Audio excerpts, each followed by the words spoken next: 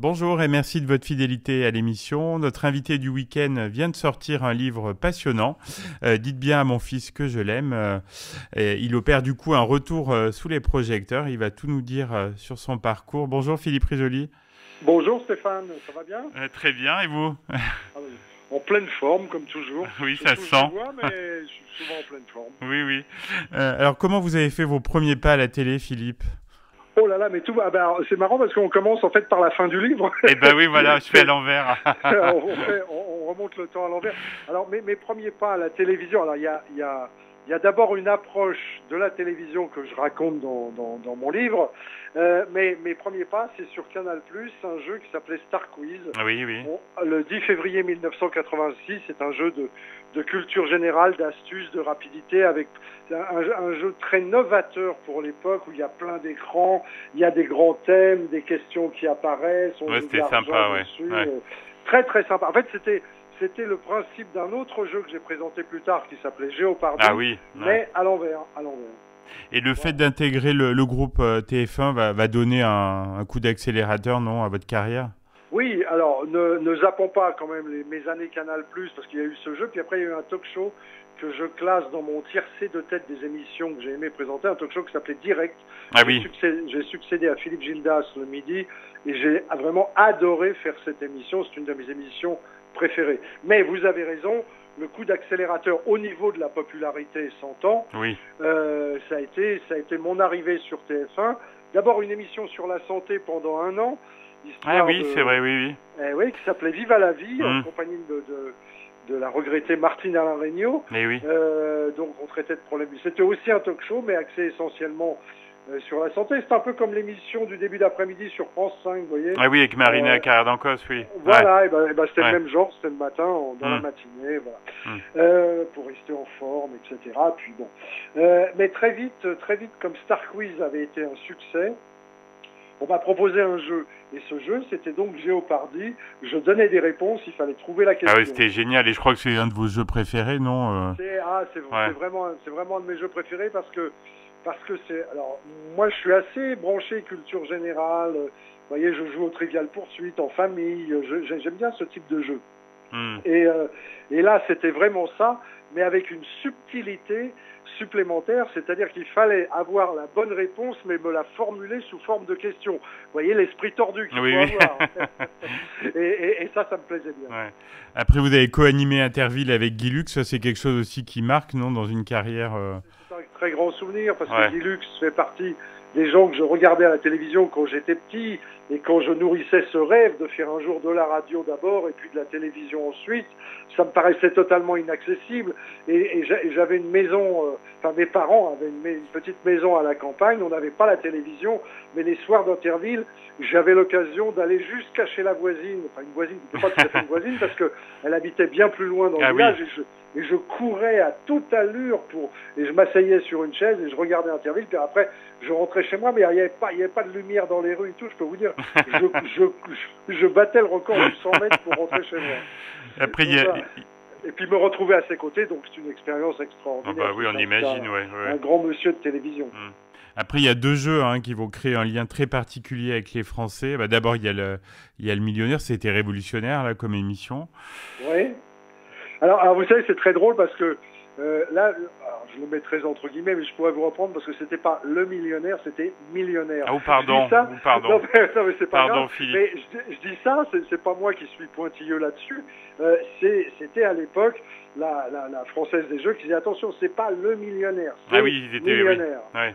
Ouais, c'est très à cheval là-dessus. Donc oui, ce jeu qui à la base repose sur pas grand-chose, sinon le fait de recevoir des gagnants et non pas des candidats, mais des gagnants qui viennent vérifier le montant de leurs gains. Ouais. Bah là, je crois qu'avec mon équipe, on a vraiment inventé une sorte de talk show. C'est ça, c'était un vrai show, quoi, en fait. Ah bah voilà, on chantait, on dansait, on faisait un tas de trucs, et j'ai adoré faire cette émission qui a duré une dizaine d'années. Mais vous êtes passé directement au jeu, mais vous avez zappé deux émissions importantes. Mais vous en avez tellement fait, Philippe, on peut pas tout... Je vous les cite juste comme ça. Il y en a une qui s'appelle La Nouvelle Affiche, où on démarrait Vanessa Paradis, Morane. Ah oui. C'était un grand show de variété en province, avec Goldman, avec Hallyday, avec Renaud, avec Cabrel, toutes ces immenses stars.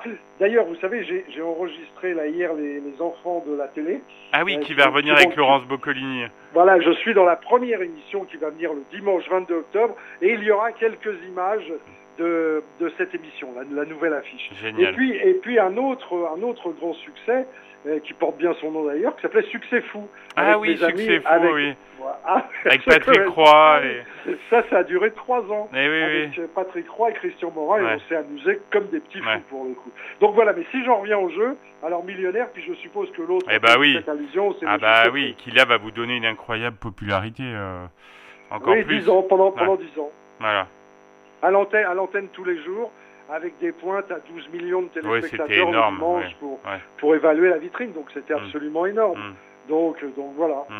Après, Philippe, il y a un éloignement de la télé, mais qui coïncide avec l'arrivée de la télé-réalité. Est-ce que il n'y a pas de hasard, si Si, je pense que c'est un hasard. C'est un hasard, non, mais parce qu'il y avait d'autres programmes qui prenaient un peu de place. Je suis d'accord, non, mais c'est pas le problème, c'est pas posé comme ça, mais on va pas en train. Non, mais on avait décidé d'arrêter le juste prix parce que rappelez-vous, en 2001-2002, c'était l'arrivée de l'euro. Et faire un jeu axé sur les prix. Bon, maintenant tout le monde pourrait jouer en euros, mais en 2001-2002, c'était la brasse totale pour les candidats. C'est-à-dire qu'on n'arrivait absolument pas à estimer un objet. On me proposait des sommes totalement fantaisistes parce qu'on n'avait pas encore l'euro, on ne le maîtrisait pas. Donc voilà. Mais après, je dirais qu'il y a effectivement un trou d'air, parce que moi je compare ça, si vous voulez, à un trajet en avion où vous décollez plus ou moins vite. Ensuite, vous avez toujours des turbulences. Je connais pas un animateur. Oui, bien sûr, mais c'est normal. Et puis parfois, vous avez un gros trou d'air. Alors moi, j'en ai un 2003-2004. Là où il se passe pas grand-chose, si ce n'est une émission sur une toute petite chaîne du câble qui s'appelait Les Copains d'Accord, où je recevais, que j'ai adoré faire, où je recevais les plus grands musiciens français. Et puis après, je reviens d'ailleurs par la publicité. On vient me chercher pour faire une publicité, puis on me repropose de revenir en radio, puis on me repropose de reprendre l'école des fans. Ah oui, sur Gulli, oui. Et là, j'y tiens parce que ça a vraiment été un succès. Pas un succès au niveau des millions de personnes, parce que Gulli n'a pas la force de frappe de TF1, si vous voulez. Bien sûr. Mais à l'échelle de la TNT, à l'échelle vous doutez bien que si ça a tenu pendant 4 ans, c'est que ça marchait. Sinon, c'est un métier où on ne vous fait pas de cadeaux. Quand ça marche pas, on vous arrête. Et puis au revoir monsieur. Donc voilà, puis après je suis passé au théâtre. Et oui, et là ça va prendre de plus en plus de place dans votre vie grâce en partie à Jean-Pierre Pernaut, non? Alors le point de départ, oui, on m'avait déjà proposé des pièces de théâtre avant. Pour diverses raisons, je les avais refusées jusqu'au jour où effectivement Jean-Pierre ayant écrit une pièce que je trouvais assez drôle qui s'appelait Piège à Matignon, qui était basée sur il s'était inspiré de sa vie et sur une fausse rumeur qui avait un peu tracassé son couple pendant une certaine époque au milieu des années 2000 là. Bah oui, dans la ferme, dans la ferme Célébrité. Voilà, et donc vous étiez aussi vous. Où j'étais aussi, oui. Et donc voilà, il m'a proposé de faire le mari de sa femme. C'est drôle de faire le mari de sa femme, c'est-à-dire Nathalie Marquet, avec qui je m'entendais parfaitement bien et avec qui je m'entends toujours très très bien d'ailleurs. Et voilà, et on est parti pour l'aventure. Alors on pensait le faire quelques semaines, quelques mois tout au plus, et ça a duré 4 ans. Alors du coup, on a remis ça avec une deuxième pièce signée Nathalie et Jean-Pierre qui s'appelait Régime présidentiel, et on est reparti pour 2 ans. Et puis du coup, moi, ça m'a donné le goût de l'écriture, donc j'en ai écrit une qui s'appelait tu rentres quand du Panama, une pièce très très drôle, complètement disjonctée sur le mensonge, celui-là. Mais alors là, on n'a pas eu de chance parce que ça a démarré très très bien. J'ai fait une dizaine de représentations et puis il y a eu le premier confinement Covid. Et oui, voilà, le Covid après, oui. Voilà, et puis après, quand on est sorti du Covid, vous vous souvenez, les théâtres pouvaient réouvrir, mais il fallait... c'était timoré, oui. C'était un siège sur 4, puis les gens n'avaient pas envie de sortir, ils n'avaient pas envie d'attraper bien sûr. ce virus, donc voilà. Et puis après, j'ai pas pu la reprendre parce que j'avais signé pour la 4e pièce, qui s'appelait Bonne Pioche, que j'ai eu le bonheur d'interpréter aux côtés d'Élisa Servier. Oui, Élisa Servier, J'adore. J'aime beaucoup Élisa. J'aime beaucoup Élisa. C'est une femme absolument charmante, une très jolie femme, mais c'est surtout une excellente comédienne qui joue très juste et avec laquelle j'ai appris beaucoup de choses.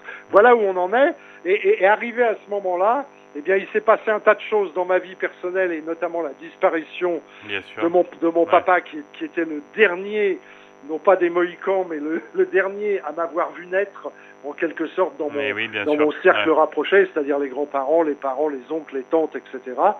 Et comme il m'a raconté les dernières années de sa vie, toute son enfance, et que j'ai trouvé ça passionnant, eh bien j'ai décidé d'en faire le point de départ d'un livre que j'ai écrit. J'ai mis 1 an et demi à l'écrire, parce que mon père est parti en juillet 2021, d'où le titre « Dites bien à mon fils que je l'aime », c'est lui qui a dit ça à l'infirmière.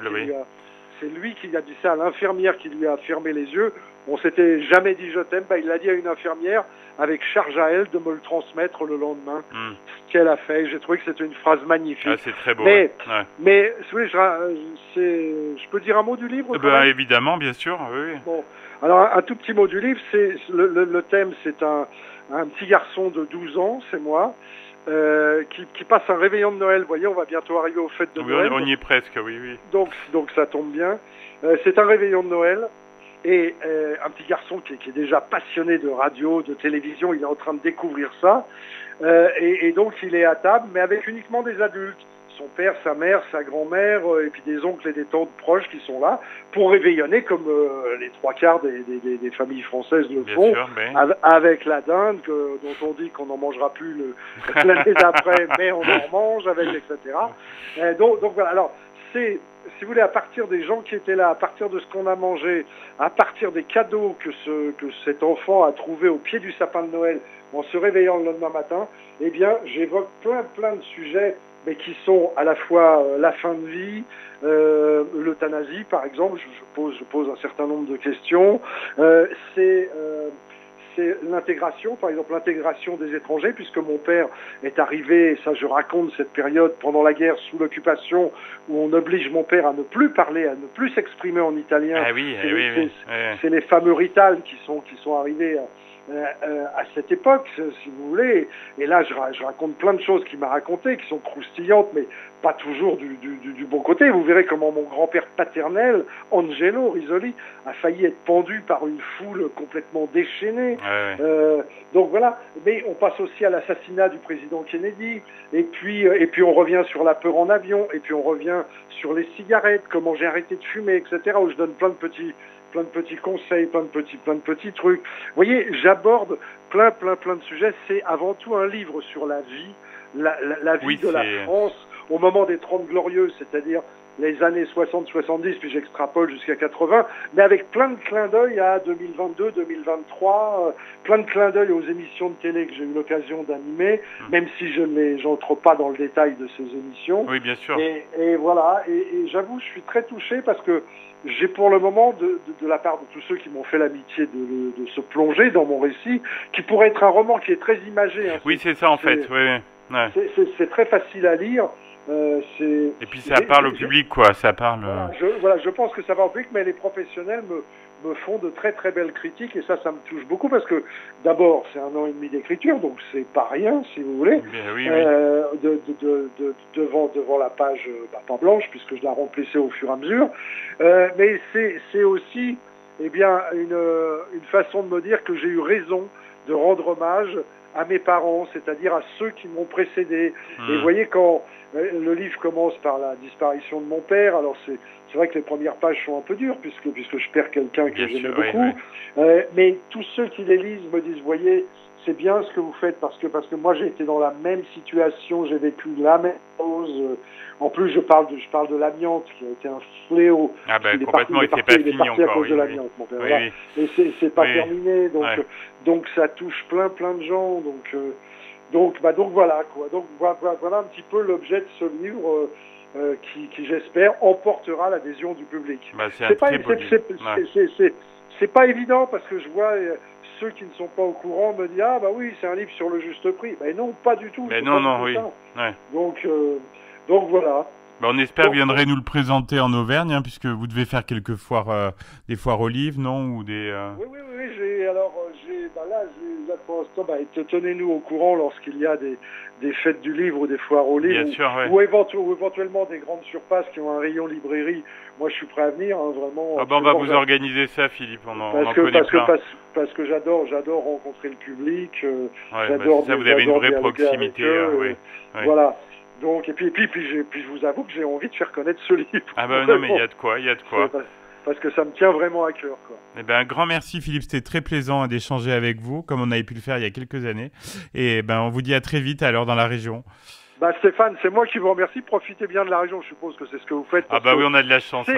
C'est pas la région que je connais le mieux en France, mais à chaque fois que j'y passe, je me dis, mais qu'est-ce que c'est beau, cette région. On a une vraie qualité de vie, oui. C'est absolument magnifique. J'embrasse vos auditrices, je salue vos auditeurs. Vous voyez, là, j'avance, mais je ne perds pas mon œil pétillant. Bon, super. Merci, Philippe. À bientôt. Au revoir. Et à une